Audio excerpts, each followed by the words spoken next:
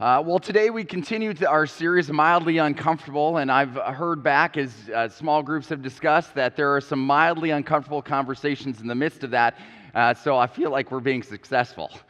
How good is that? We started with Moses, and Moses was mildly uncomfortable, both by his speech and some of the things he was asked to do. We then started talking about Jonah last week, and Jonah was sent to Nineveh and was asked to do some things that made him mildly uncomfortable. And today we get to Hannah. And I'll just say this, I know for some of you, this story of Hannah is a very personal story. It's one that might even spark some emotions or past experience or maybe some current circumstances you're going through. And for others of you, you might look at the story of Hannah and going, well, Hannah's story is not my story. Yet, I believe that there are things that God will point out in the midst of this as well. But I want to start with asking this question, does anyone sometimes struggle with the thought of comparing yourself or your situation to somebody else? Okay, I would say most of us do that, right? It's a natural thing to do that. And sometimes when we look at our situation or circumstances and look at someone else's, we sometimes feel worse about ourselves. Sometimes we even feel better about ourselves. Sometimes we use those situations in a way to feel better about ourselves by comparing whatever's going on with us to someone else. For example, my brother-in-laws do this every time we talk about the Packers and the Vikings. And I'm just telling you right now, pray for those two. They're our Packer fans, and every time it comes up, there's a big rivalry between our two families, and every time it always goes to this question. How many Super Bowls have you guys won, Derek? Every time, right? And so there's this moment of going, oh, if I compare our team to your team, okay, your team has won way more championships. However, in 2 Corinthians, Paul comes back and says that God loves a cheerful giver. Therefore, my team, God must love better because we have given 4 championships away to other teams. God must love us. We are givers. Like you gave one. You gave one. Our team must be better in God's eyes. But we do this all the time. I mean, how many times do you go to Facebook or Instagram and it sparks emotion? It sparks stuff in you. Can you identify with those kind of things? I mean, how many times do you look at in the midst of that and go, oh my word, like look at that post where they're just gushing about their spouse, and right now I don't even want to talk to my spouse. Like, why can't I have a marriage like that? Or sometimes it's one of those where we look and we go, oh my word, look at their family. They're at the Bahamas, and look at them. They're all tan and they look great. Like, I took my family to the apple orchard. Like, that's as far as we got. Or you get to one of those things. I always love Christmas, and there's always some families who have this picture. Like, they have the matching outfits and the pajamas and things like that, and they look good. Like, I should never be in a pajama photo ever in my life, but they look so happy and together, and we're like, well, my family won't even talk to each other. The kids are up in their room and they're on their iPad, and they're not matching. They barely wore appropriate clothes to the dinner table. And so there's this element where we're just constantly comparing ourselves to each other, and sometimes we do it in a way that makes us feel better about ourselves, but it's really hard when you're in the position where you're comparing and you're thinking, wow, my situation isn't like theirs, and it leads to pain and distress in your life. That's why I would love to start a petition to get rid of all those things. Here's the thing. I'm so grateful. I'm so grateful that when I was in high school, I didn't have Facebook. Because I had no idea the parties that I wasn't asked, that no one invited me to. Right? I had no idea what the things that were going on and the people that were getting together and seeing those things. I just didn't know. I think about like how hard it is in high school today where everything's posted and everything is seen. And so you have to compare yourself with a lot of new information that I never had to deal with. How hard that is. In fact, in high school, it was hard enough for me already. I was already comparing myself to a couple of people in particular. And it just looked like everything was so good for them. right? Like they had great families, and every time you went, there was this great laughter that was going on in the midst of them. A couple people who were always the star players on the team and always had the best time, and they were the ones that were being asked by the newspaper to quote about the game and things like that. And I thought about my situation where my parents were divorced and there was strife in our family, and I was a role player. I wasn't the star player, and everything was harder for me, it appeared. And so I'm like, oh, why can't I be like them? Or why can't I be in that place? It would be so much better. You ever find yourself in that situation? If I had this, everything would be okay. I think in the midst of this, especially when we start to look at Facebook, it just puts us in a different situation. And in that, the reason we struggle with insecurity is because we compare our behind-the-scenes stuff with the highlight reel of other people. And if we're honest, a lot of times on Facebook, isn't that what we're doing? We're posting our best self, and not always the accurate stuff, right? Like we might have posted the picture with us in our pajamas or on the beach, but we didn't talk about when we were arguing a second earlier, or the crying and the tears that were happening earlier. We post our highlight reels, which is really hard to compare to. Well, in the midst of this, I think there's a story that in Hannah's situation, and there are a couple different things. We look in verses 1, verse 2, we see a family situation that Hannah in particular is in. And Elkanah, the husband, starts out with this. He had 2 wives. Now, I'm just telling you that is the story of trouble, is it not? Like that, did anyone think that that's a good idea? Like this is leading somewhere good in this? And so this is the story of the setup. So he has 2 wives, and then it says, the name of one was Hannah, and the name of the other Peninnah. And Peninnah had children, but Hannah had no children. So first of all, let's just take a moment to realize the hardship that is for Hannah, who has no children. And in a culture where children was honor, having children was to be blessed. And when you had none, you were often shamed because it's the children that passed on the family name, and that was a really important thing in that day and age. And so here you have Hannah, who doesn't just have to live with the fact that she doesn't have children, but she has to live in a household where the other wife has children, and she's got to compare herself constantly. And think about the hardship and the stress that must have been for her. Well, how does it affect her? In 1 verse 7, it says this: every year they went, and often as she went up to the house of the Lord, Peninnah used to provoke her, used to rub it in her nose and said, hey, look, hey, I have children, you don't have children. And so in the moment of her distress and loneliness and the things she was hoping for, not only this, Peninnah was rubbing it in her face. And it says that she wept and would not eat. That was her result. She just had so much angst in it that every year this was going on. Now, I know some of you know the pain of this. Some of you have walked with this. And in the process of doing that, it's one of those things we just don't often talk about very much. It doesn't often come out in conversations. And so many of you have had to walk through these moments in quietness, in loneliness. The CDC says this, that 19% of women and 9% of men struggle with infertility. About 15% of women ages 40 to 45 are childless. And it's estimated that 48 million couples and 186 million individuals struggle with infertility. And on top of that, another 25% of women at some point in their life have had at least one miscarriage. And I know when I have the opportunity to talk with some of you about that, how painful and hard and lonely that is in your life. But notice what happens. See, in verse 110, we see this in Hannah. Hannah comes back. She was so deeply distressed. She was so deeply distressed in all this thing year after year. But notice what Hannah does. Hannah, in the midst of her distress, comes back and she has this conversation with the Lord. She turns to him and his sovereignty and the things that he is and said, Lord, I'm bringing my distress, my pain, and the things that are going on. I'm bringing my situation, and I have pictures and hopes and dreams of what my life would be like.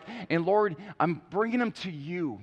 I'm having this conversation. She's engaged in this intimate conversation, and I love what she does in verse 11. She comes back and she says this. In verse 11, it says this, "And she vowed a vow and said, 'O Lord of hosts, if you will indeed look on the affliction of your servant and remember me and not forget your servant, but will you give to your servant a son? Then I will give him to the Lord all the days of my life.'" I love that posture, right? She says, "Your servant, I am here to serve you. And if you would give your servant this gift," and I love the Greek in this. It's a vow. It's not a vow that says, "Lord, if you give me this, then I will give you this." We naturally do that. That's not what this vow means. In the Greek, it says this. She's already made the commitment. Before God's made the announcement that she's going to have a son, she's already made the commitment. She's like, "I will give him to you." It's not a conditional thing. It is a promise. It's a statement. She's already given it before the announcement. And so she comes before the Lord and she says this, "God, if you give me, it is this son, this child will be yours." And there's a couple things I want to make sure that we understand. One of them is this, and sometimes I think in life we move into this element that we are entitled for things. We are entitled for things like children. We're entitled to things like prosperity or finances or different things. And we have this posture that goes, "God, you owe this to me. God, I have dreams and I'm entitled to those dreams." But the reality is, Hannah understands as a servant that all these things are gifts from God. We are not entitled to that. And if we think we're entitled to things, what we do is we end up going into a posture of anger. "God, I'm entitled to it. Why are you withholding it?" But Hannah knows that it's a gift. It is a gift of grace. And so she comes and says, "God, I know I don't deserve it. I know I shouldn't have any entitlement to this, but God, would you give it to me?" And I love that posture that Hannah comes in the midst of that. And the second thing is she says this, "God, I know that your will is bigger than my will, that your ways are bigger than my plans." And so here's the thing, "God, if you give me this child," which he does, and we know Samuel's going to come, "God, this is yours." And I think about this as parents. One of the biggest things that God does is he says this, "I will give you, I'm going to gift you, I'm going to bless you with children." And for those of you who have that blessing, we need to look at what Hannah's doing. And I call this, it's kind of like a Lion King moment. She's just doing it before Simba comes, right? Where you remember Simba that comes and the monkey comes and holds it out and does, across the land says, "Okay, this is your king," right? I mean, in many ways, isn't that what we should be doing as parents? That we come before God with our child and go, "This is yours. This is your gift. You gave this child to me. And in my heart, my passion, my desire is that my child would serve you all the days of his life, all the days of her life, because this is yours, God." And for many of us, sometimes we slip into this element of going, "Whoa, whoa, whoa, whoa. Yeah, but I've got plans. I've got purposes. There's things I want them to do." And it turns out to be more like, "No, this is my child." But Hannah understands. And we see this eventually as Samuel is born. Hannah has already made the vow, and she comes back and says, "Okay, he is yours all the days of his life." And I love that we know that Samuel is a very powerful piece of God's work with his people. That he became this incredible prophet that came and guided them and kept them focused. And it all started with Hannah going, "God, he is yours." She kept her eyes focused in on the sovereignty of God and his overall plan for his people. That is our role as parents. And the second thing is this, and this is one of the things I think for me was really challenging this week, is so many times that we are so caught up in our circumstances, in our own situations, that we forget that our joy can be other people's distress, that our celebrations can be other people's pain. And as I was thinking through that a little bit, I thought, one of the things I think we have as a church is we have an opportunity to walk around those who are struggling and who do have the distress. Not to be the Peninas who are rubbing our situations in other people's faces, but to come and saying, "You know what, I know I have these joys, and I can't imagine what you're going through." We have the opportunity to come before and intercede for people who have these dreams and plans that aren't reality for them at the moment. And so as I was doing this, the infertility is not my story, and it's not one I really recognize a whole lot in my life. I haven't had to struggle with that. And so one of the things I did is I went back and I just read some stories of people that were going through this. And as I was doing this, what I found is I found myself not only having a greater deal of empathy, but understanding a little bit better what some are going to go through. And I want to read you a story of Sarah and Mark who went through this, and I think did just a beautiful job of displaying their struggle of infertility. Sarah says this: after 3 years of not getting pregnant, we started consulting with doctors and conducted testing to see if something was wrong, but they couldn't explain why we couldn't conceive. The emotional toll became heavy. Our family started asking questions of, when are you going to have children? When are you going to have children? When do I get a grandchildren? Each time, it would cut like a knife. The emotional toll became so heavy. Each pregnancy announcement from friends, each baby shower we attended became a painful reminder of what we longed for. I often cried in secret, feeling isolated, while Mark struggled with a sense of helplessness. The tension between us grew as our frustration mounted, not knowing how to support each other. After 2 more years, we sought the help of fertility specialists and began treatments, but with each costly cycle, it would end in disappointment. The financial and emotional stress was so heavy on our hearts. And in the midst of this painful valley, we ended up turning to prayer. We had faith, but this burden and longing tested our faith in ways we did not anticipate. And in that process of praying, our focus started to shift from asking why to finding strength in God's presence and the community that He was surrounding us with. Friends and family that were once distant became our support system as they opened up about their own situations, their own journeys. And after 3 more years of trying and treatments, God shifted our peace and anticipation toward adoption. 1 year later, we were able to adopt a beautiful baby girl, and through this gift from God, we found grace, growth, and love. The journey was filled with pain and surrendering our picture of our future to God's future, from our movement to God's movement and will. And out of that suffering came this beautiful gift that is a reminder of who God is. And we can't wait to see how God is going to use our little girl. I think for those of you who are struggling in that moment and struggling, I just want to encourage you to do what Hannah did, to turn in your distress, whatever that situation is, and just bring it before God and saying, okay, God, would you speak into this? Would I trust your plan? I may not understand it, I may not get it, but God, you are sovereign and you see things that I don't. And for those of us who are on the other side of it, may we understand, walk beside, support, encourage, cry with, pray over, intercede for those who are going through really hard things. I believe that's why God established, is one of the great reasons God established the church, is to walk with each other in the great times and in the really hard moments of life. And I love Hannah. It ends with this, she has a song, and eventually a lot of people say the Hannah song became a mirror of Mary's song when Jesus was born. But in this song of 2:2, Hannah comes back and says, there is none holy like the Lord. There is none holy like the Lord, for there is none besides you. There is no rock like our God.